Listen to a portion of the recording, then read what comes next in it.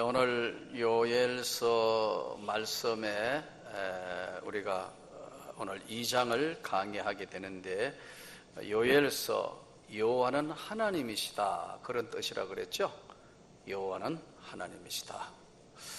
수요 예배는 좀 적으면 좋겠어요. 제 얼굴을 아무리 봐도 그게 그거예요. 맨날 보는 얼굴이니까. 그러니까 그럼 수요 예배 같은 경우에 강의니까 좀 적어 놓으면 이 다음에 많은 도움이 될 겁니다. 오늘 2장에는 사도행전에서 그대로 인용하여 받았던 누구든지 여호와의 이름을 부르는 자는 구원을 얻으리라, 누구든지 주의 이름을 부르는 자는 구원을 받으리라, 만민에게 내가 남녀노소 모두에게, 늙은이에게 꿈을 주며 젊은이에게 이상을 주며 만민에게 내가 내 신을 부어주리라 말씀을 하셨어요. 자, 그러면 오늘 요엘서 2장의 내용 전체를 요약해보면 말씀 제목이 응답이 있으리라, 응답의 축복에 대해서 말씀해요. 사실 우리가 하나님의 깊고 오묘한 사랑이나 하나님의 큰 축복을 우리가 다 알거나 다 기억하는 사람은 드물어요. 그러나 하나님의 품에 있는 그 은혜와 축복은 무궁무진한 거예요. 그러나 반대로 하나님의 지하실도 깊고 깊어요. 하나님이 때로는 보내시는 재앙이나 끝없는 환난도요, 하나님의 천국의 보화와 보물도 엄청나지만 하나님의 지하도 어마어마하다고요.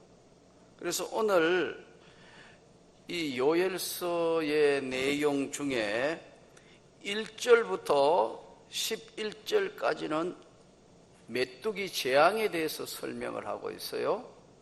메뚜기의 재앙.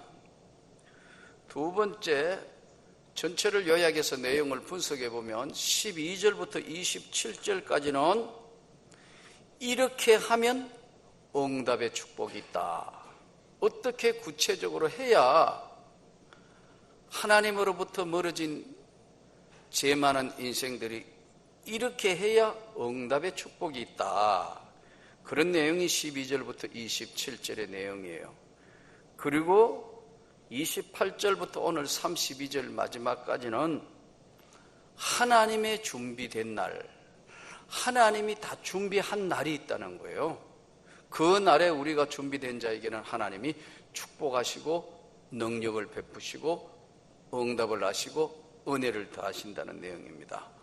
자, 그러면 오늘 1절부터 11절까지는 메뚜기 재앙의 이야기인데요, 제사장들에게 시온에서 나팔을 한번 불어보라, 호각을 불어보라, 경고를 알려라 했는데, 이스라엘 나라에 나팔을 불 때는 세 가지 때 나팔을 불었습니다. 적으셔야 돼요. 첫째는 전쟁 때 나팔을 불었습니다. 민수기 10장 9절, 여호수아 6장 4절, 사무엘상 13장 3절에 보면 나팔을 부는 것은 전쟁 때예요. 전쟁이 일어난다, 준비해라, 이때 나팔을 불렀습니다.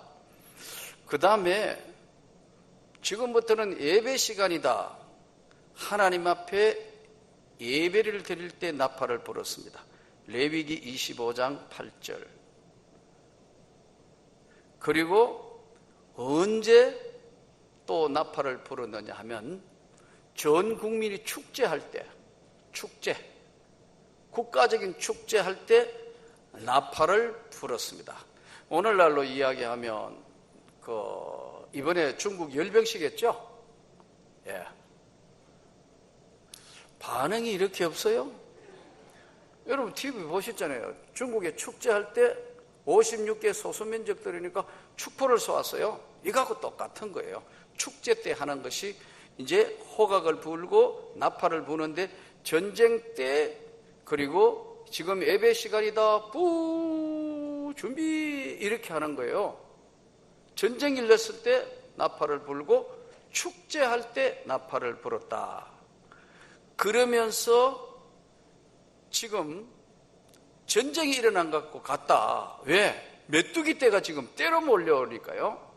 지난번에 그랬죠? 1장 때 180km, 200km 어마어마한 거죠.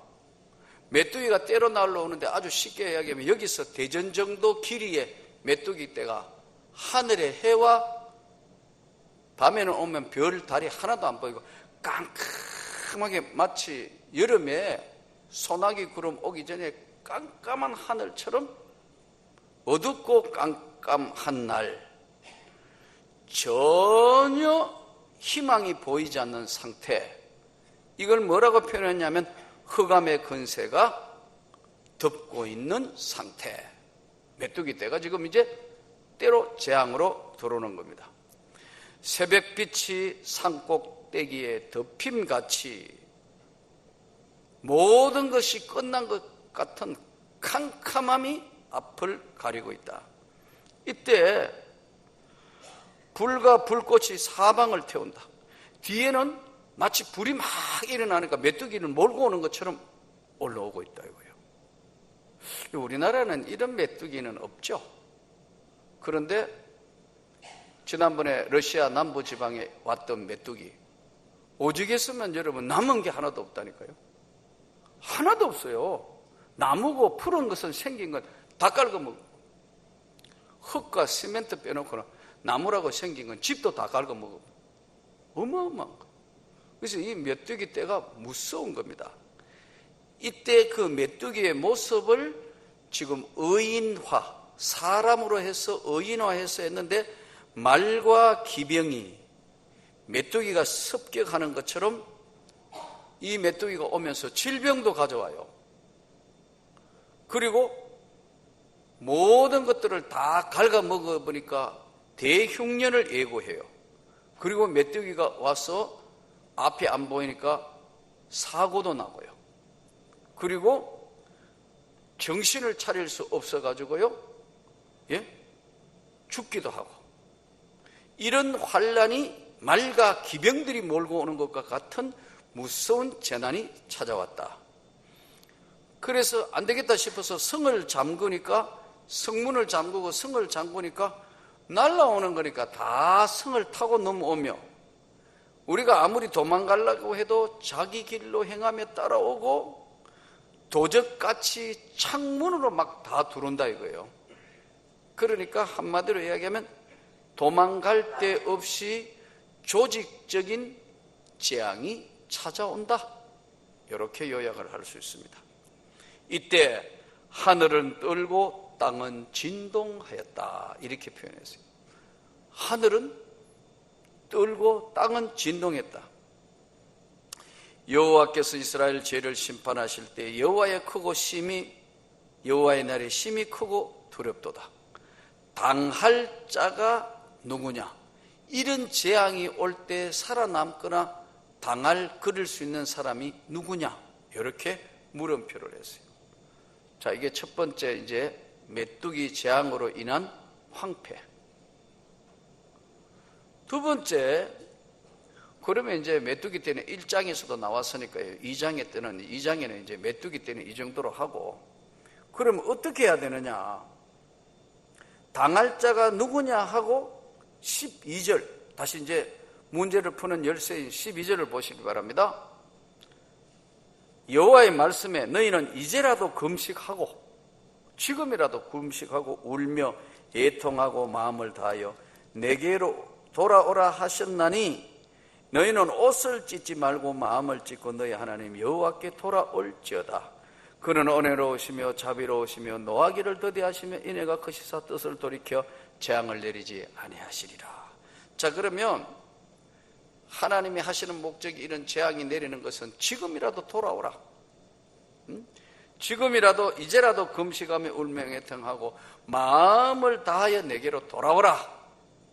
돌아오라. 어떻게 돌아오느냐? 방법을 설명했어요. 첫 번째, 금식하며. 금식하면 어떻게 되죠? 여러분 금식기도 해보셨죠?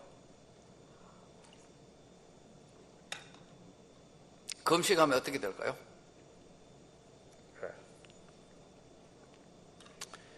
금식하면 첫째는요, 배고파요.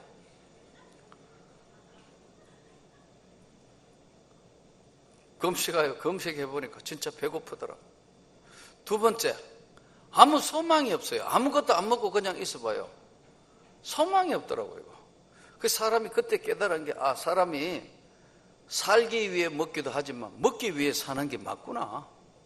안 먹으니까 아무 소망이 없더라고. 왜?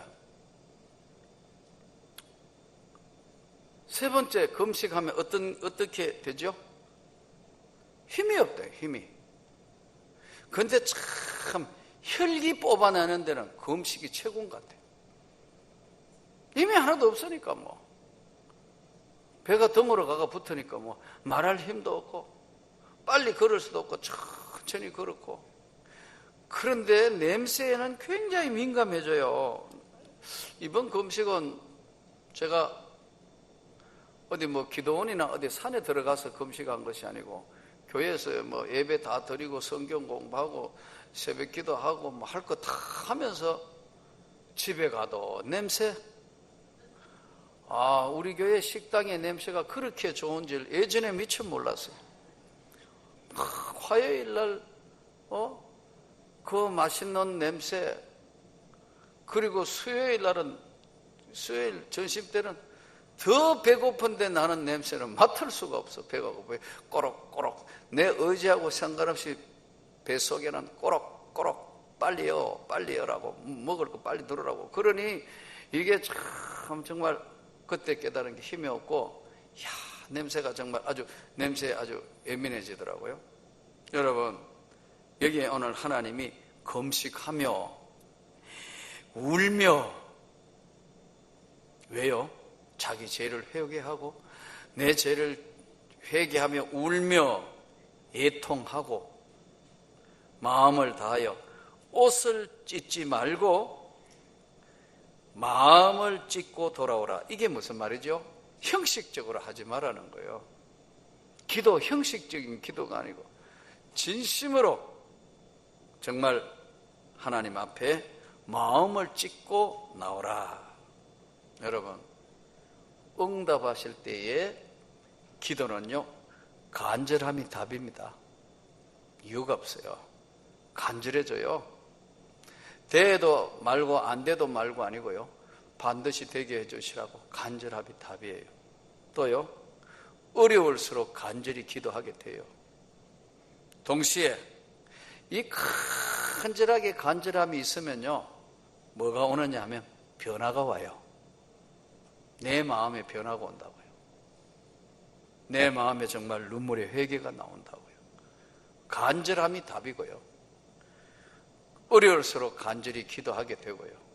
동시에 간절함이 모이면 삶의 변화가 와요. 그 다음에 그 하나님의 역사라는 것은 하나님의 생각과 내 생각이 맞아 들어가는 거거든요. 이걸 우리는 공감이라고 그래요. 공감. 사실은 일반 사람 잘 모르지만 설교도 공감이에요.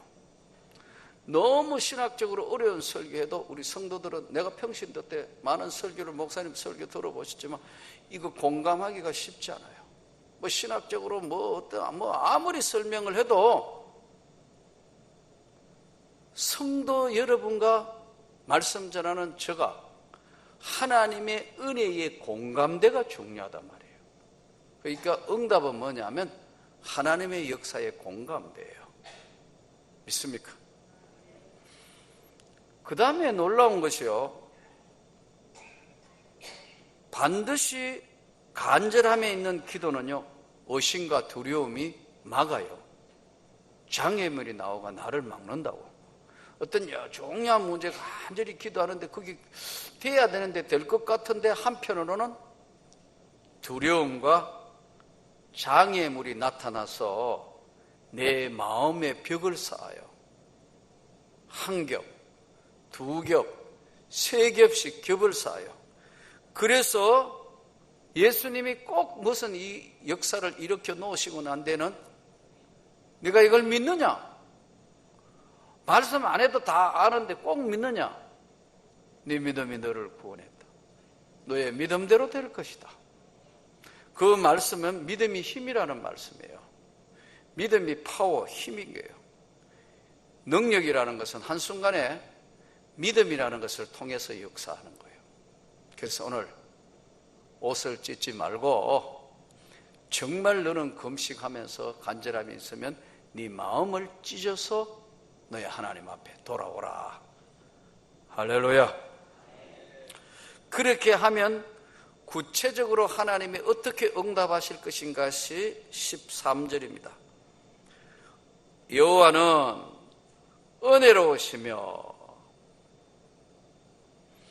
자비로우시며 구체적으로 노하기를 더디하시며, 우리가 좀 부족해도 하나님 앞에 간절함으로 매달리는 거 보고 노하기를 더디하시며 인애가 크시며 사랑하고 애통이 여기시는 인애가 크시며 뜻을 돌이켜 재앙을 내리지 아니하시나니.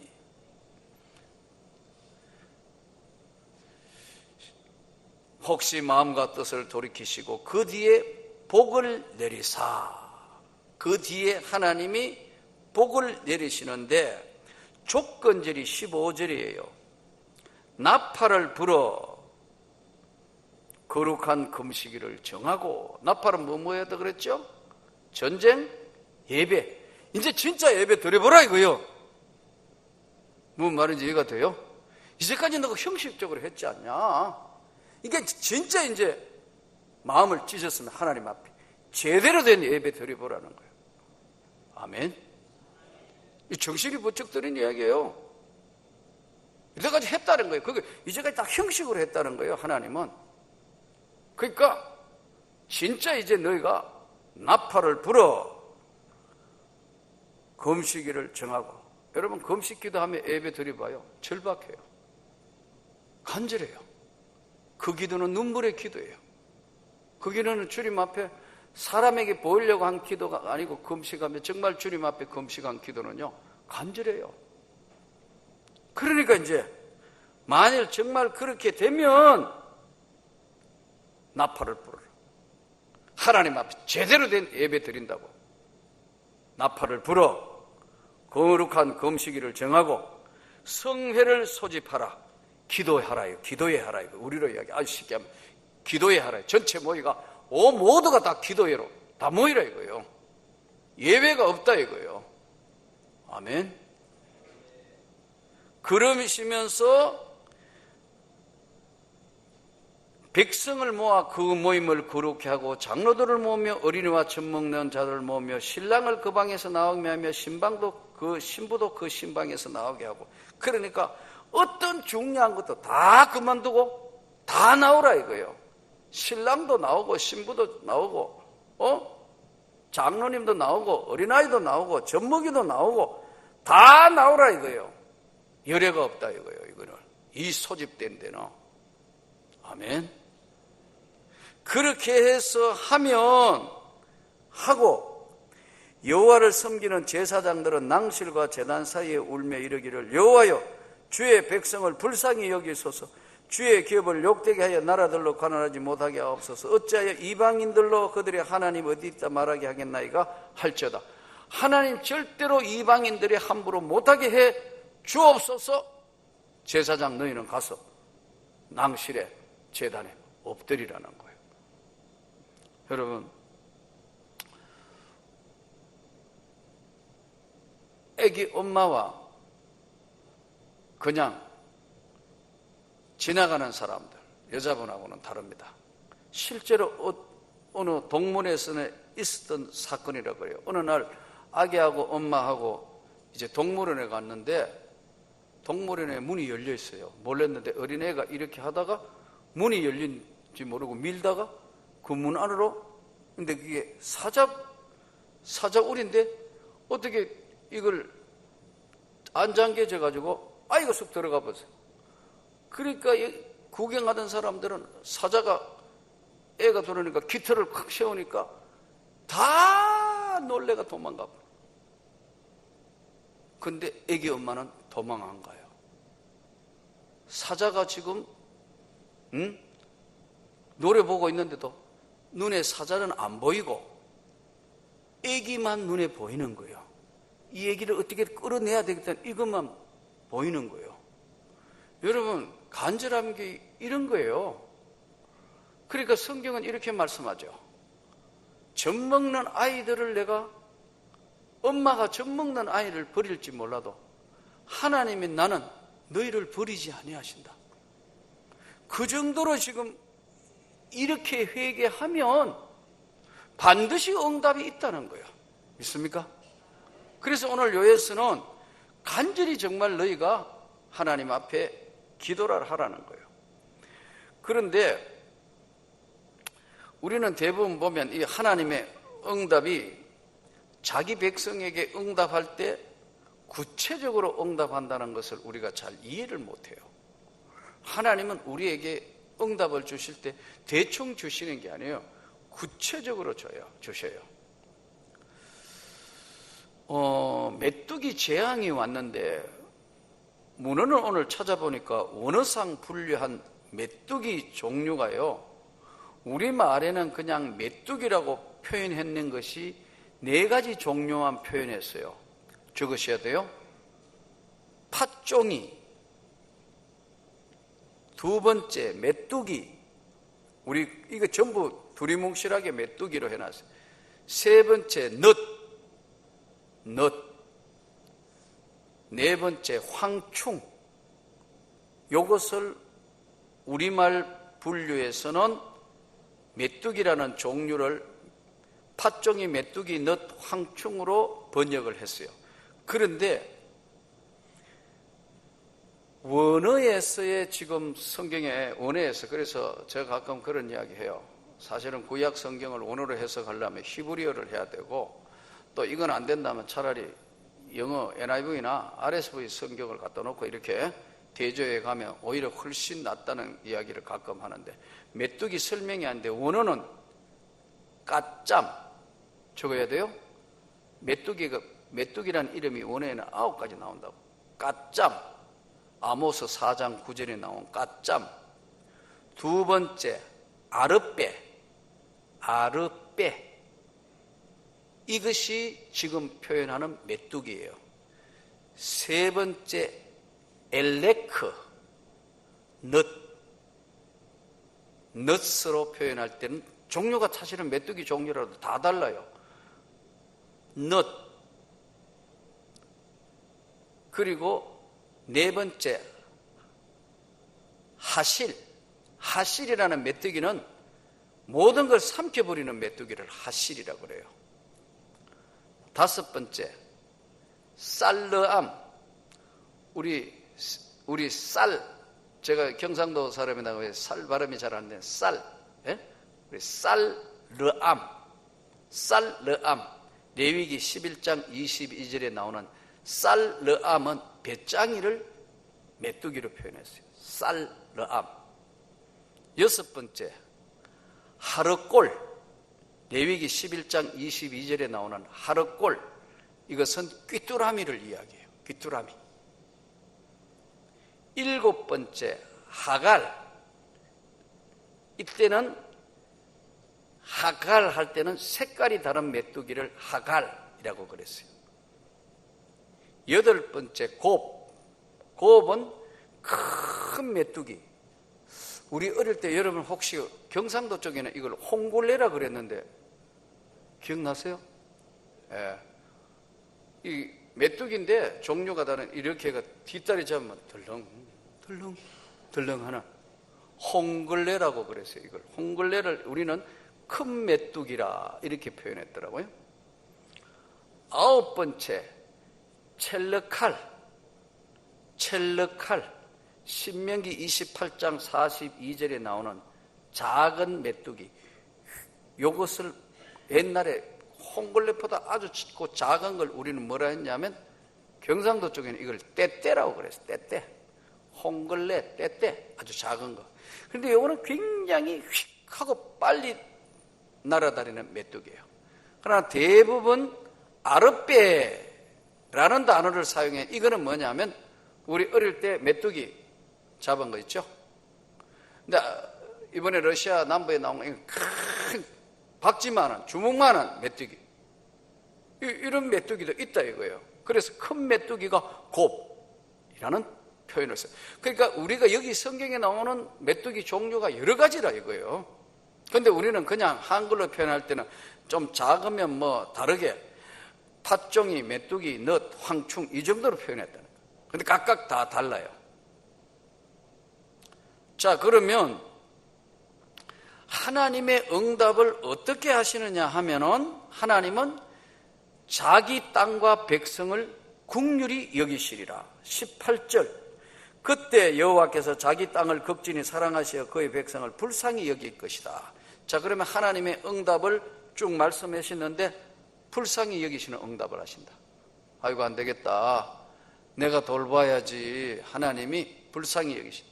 두 번째, 곡식과 포도주를 주신다. 즉 먹을 거 주신다. 서름 중에 제일 서름이 없는 서름이라 그래요. 먹을 거 없는 서름. 다른 집에는 다 먹을 거 있는데 아무것도 먹을 거 없는 서름이 제일 큰 서름이라 그래요. 그리고 세 번째는 북편 군대를 떠나게 하겠다. 즉 안보를 튼튼하게 해주겠다. 북편에 오고 있는 군대를 떠나게 하시고, 네 번째, 덜짐승, 무화과, 포도나무가 다시 새싹을 내고 힘을 내도다. 그 다음에 이른 비와 늦은 비를 주시리라. 우리는 뭐 요즘 좀 가물긴 하지만 사막에 비 온다는 건 대단한 축복입니다. 이른 비와 늦은 비를 주시리라. 그리고 풍족히 주시고 찬송하며 기쁨을 주시는 너희 가운데 있을 것이다. 구체적으로 이렇게 말씀을 하십니다. 다시 정리해보면 이런 말씀입니다.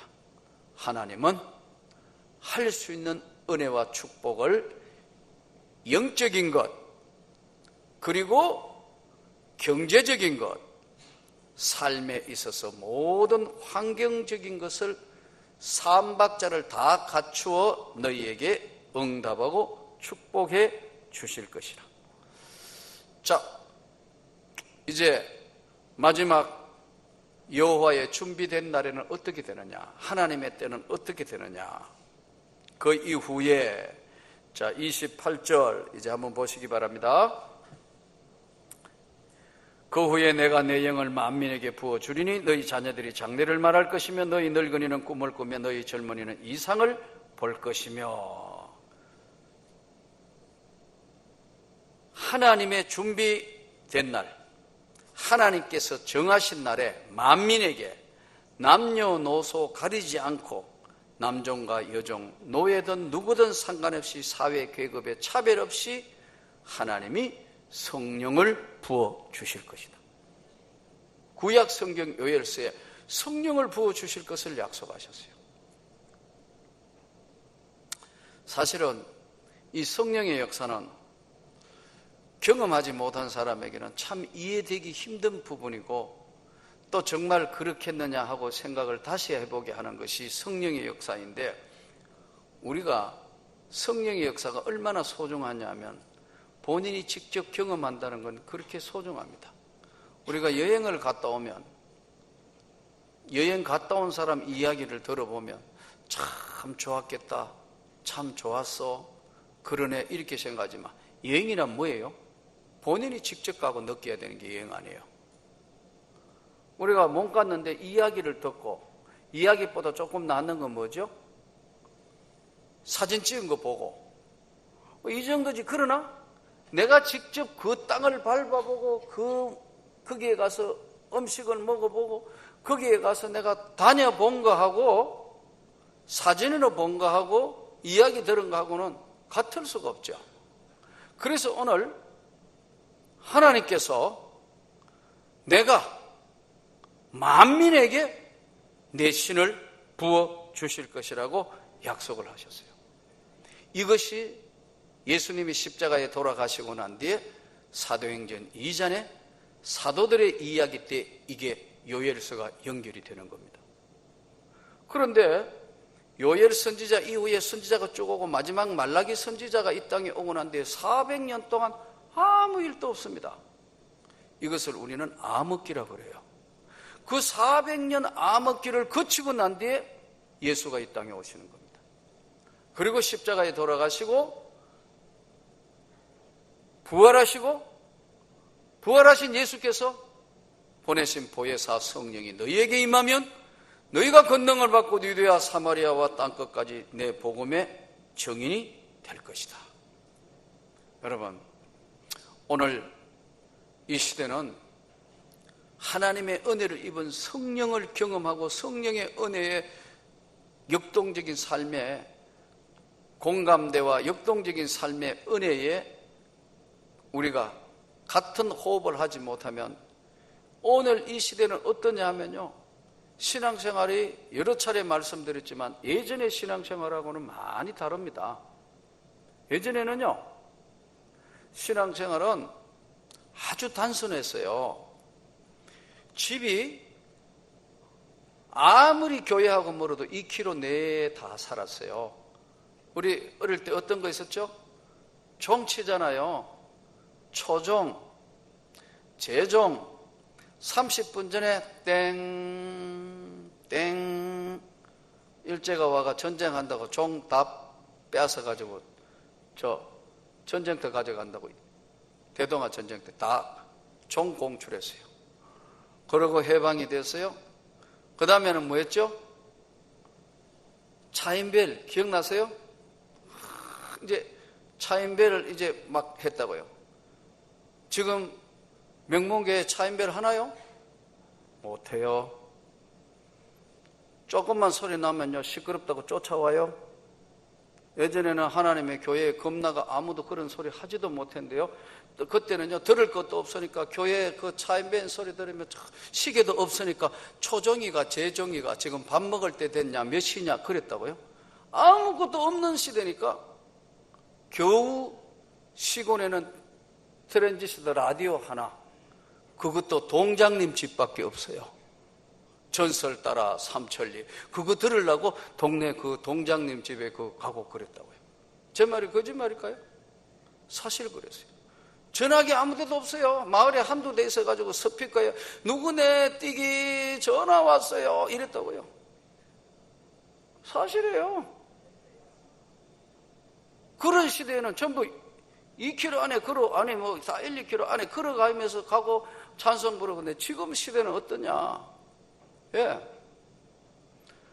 지금 시대는 로컬 시대가 아닌 지금은 글로벌 시대가 됐어요. 여기 지금 예배드리는 거 지금 수요예배니까 금요기도에 지금 막 우리 기도회 하는 거요. 전 세계에서 다 본다는 거 지금. 일본에서도 봐요. 전 세계 지금 다 보고 있다는 이게요. 예. 집에서도 우리 지금 3부 예배 설교하는 거 혹시 못 오게 되면 집에서 그거 3부 예배 지금 직접 동영상도 아니고 라이브로 그대로 쏘아준다는 거 지금. 예. 시대가 이런 시대가 됐어요. 또 교회도요. 예전에는 상상할 수 없는 30분, 뭐 1시간, 2시간. 예. 심지어 뭐 어떤 큰 교회는 뭐 제주도 구역도 있더라고요. 예. 그런데 우리도 드디어 일본 구역이 생겼어요. 유경수 지사님 등록회가 지금 10월 달에 신방 가기로 했어요. 비행기표 끊어놨어요, 이번에요. 하도 오시라고 그러니까 아무리 기도하면 생각해. 맞아. 그렇게 사모해서 본인은 2달에 한 번씩 비행기 타고 오고 이렇게 하는데 일본 구역 생겼어요. 잘하면 이번에 이제 그 LA 구역도 생길지 모르겠어요. 이 세상이 그렇게 됐어요. 답답하면 들어오면 언제든지 홈페이지 하면 우리 교회 설교 뜨는데 뭐.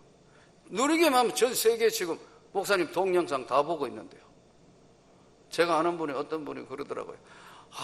나 목사님 사인 좀 해주세요. 그래서 제가 이거 연예인도 아니고 내가 웃었는데 시대가 이런 시대가 됐어요. 지금은요.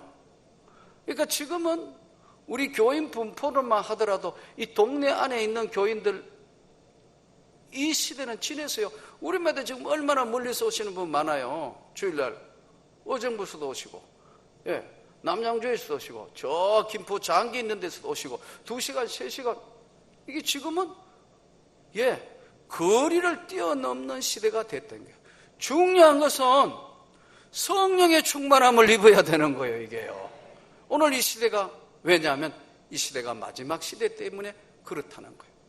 여호와의 마지막 날에 이르리니 늙은이는 꿈을 꾸고 젊은이가 이상을 보며 내가 내 남종과 여종에게 성령을 부어주리니.